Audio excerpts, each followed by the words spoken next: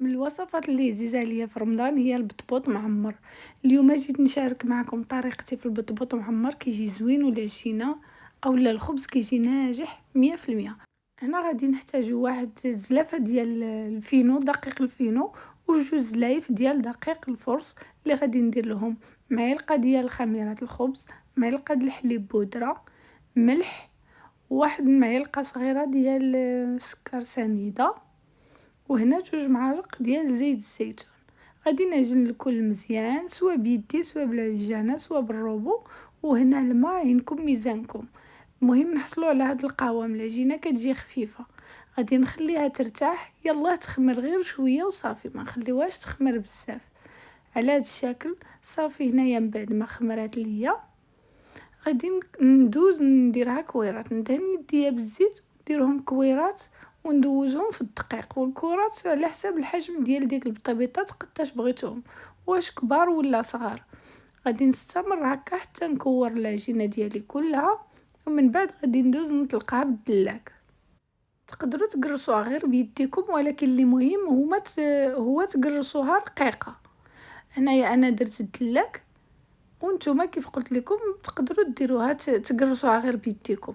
صافي غادي نبقى كنقرص على هذا الشكل. هذا هو السمك اللي خصو يجي عليه البطبوط ديالنا، كتجي رقيقه العجينه. وغادي ندوز نطيبهم من بعد ما ساليت التقراص ديالهم كلهم. غادي ندوز باول وحده ونبقى نطيب فيها، العافيه تكون مجهده شويه، وهما كيطيبوا انا كنقلب فيهم، كنقلب حتى كيتنفخوا ليا على هذا الشكل. صافي من بعد ما ساليت الطياب ديالهم، هذا هو الشكل ديالهم، كيجيو زوينين كيف شفتوا في فيديو، راهم كيتنفخوا كتجي ناجحين 100%.